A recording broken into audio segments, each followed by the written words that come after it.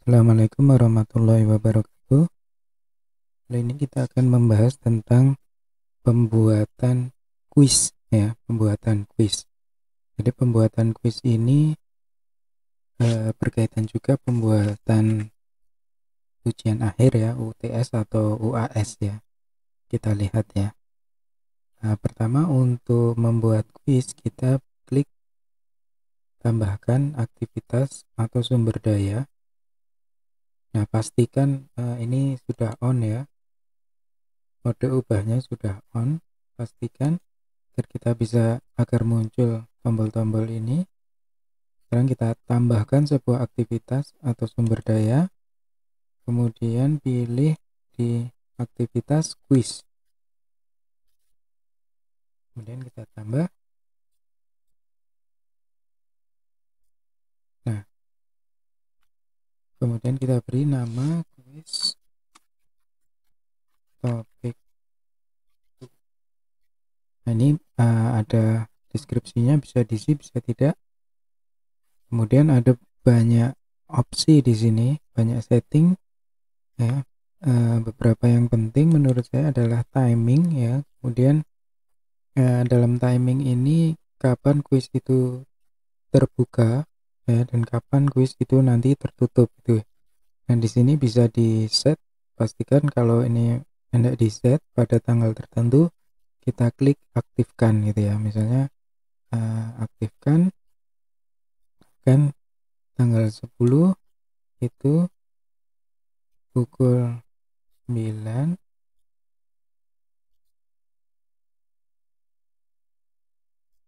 9.00 sampai kuis diakhiri tanggal 10 juga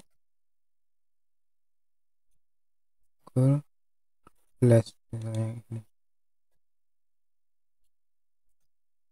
Nah, selama ini kuis akan terbuka, kemudian time limit bisa kita beri time limit misalnya 30 menit.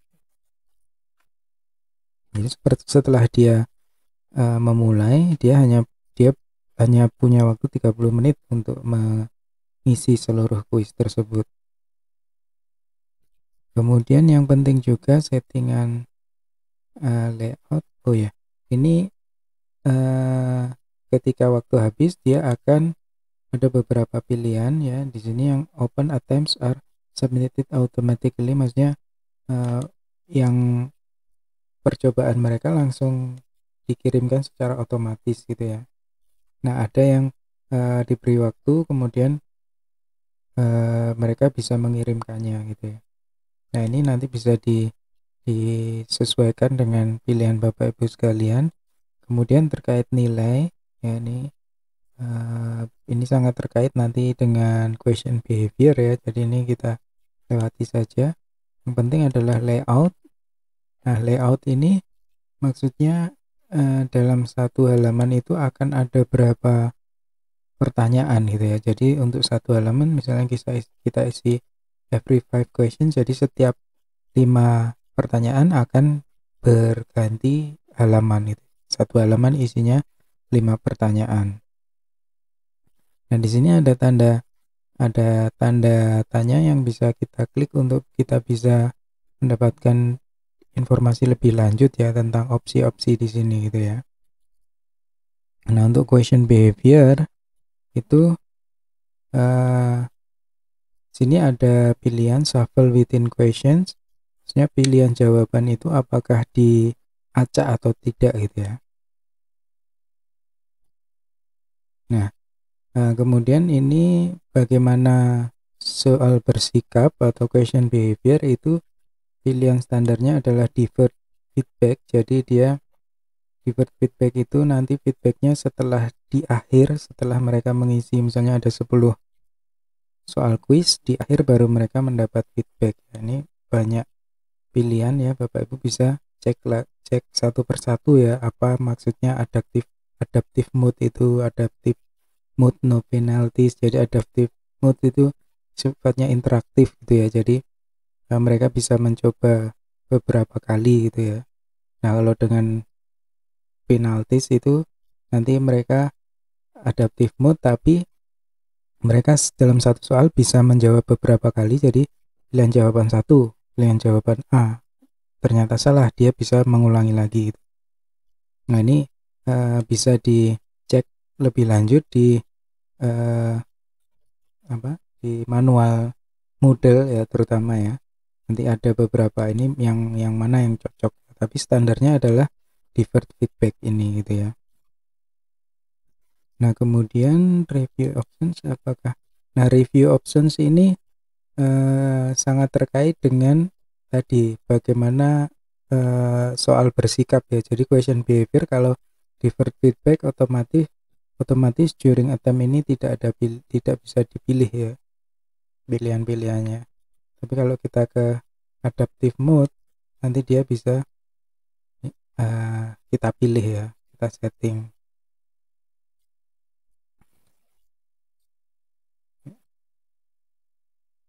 Kita ubah ke deferred feedback. Nah ini berarti pilihan-pilihan ini misalnya untuk attempt apabila benar itu nanti akan ada feedbacknya gitu ya, ada reviewnya, hasilnya ini apakah ini benar atau salah gitu ya, setelah dia menyelesaikan keseluruhan kuis ya, keseluruhan soal ya. Itu kemudian saya pikir itu saja secara standar. Extra restriction saya pikir tidak perlu, biarkan dia standar. Pembatasan akses jika ini membutuhkan pembatasan akses waktu ya. Nah kemudian selanjutnya adalah kita klik ke simpan dan tampilkan ya, simpan dan tampilkan. Kita klik. Nah, kuis topik 1 percobaan diperbolehkan satu kali, kuis tidak akan tersedia sampai 10 Agustus. Jadi dimulai 10 Agustus jam 9, ditutup jam 12, batas waktu 30 menit ya, belum ada pertanyaan. Nah, sekarang kita akan memasukkan pertanyaan ya.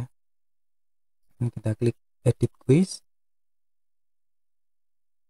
Nah, kemudian untuk menambahkan pertanyaan kita klik di sini add a new question.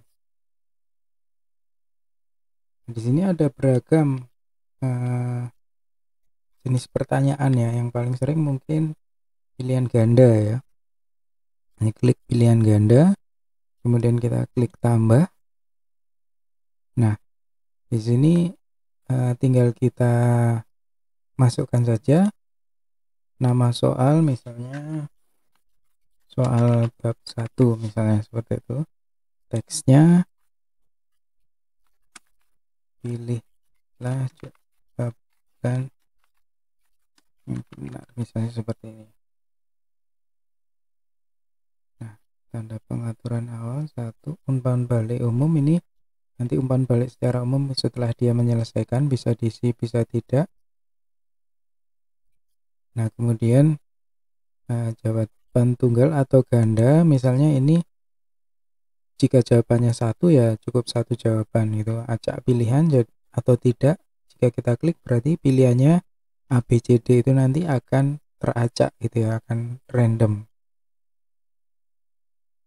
Nah ini kemudian kita masukkan pilihan jawabannya.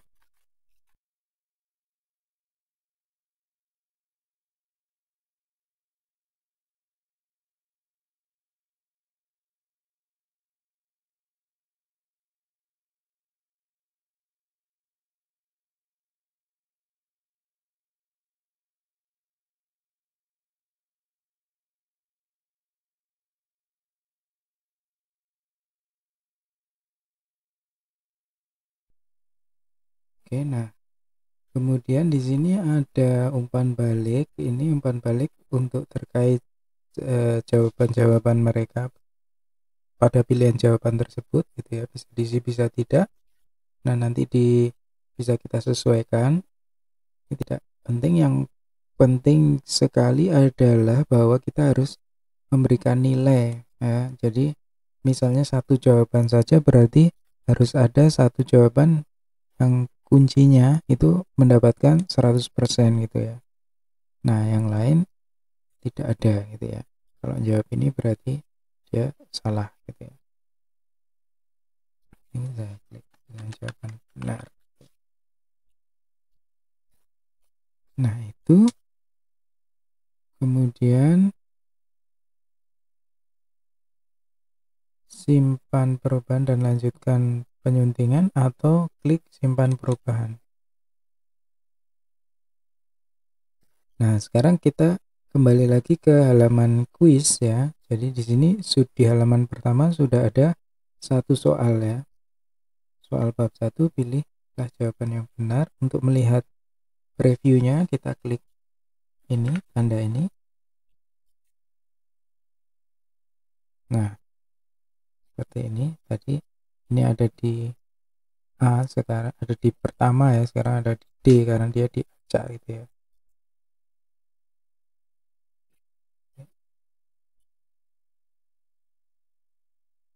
Nah, itu saja untuk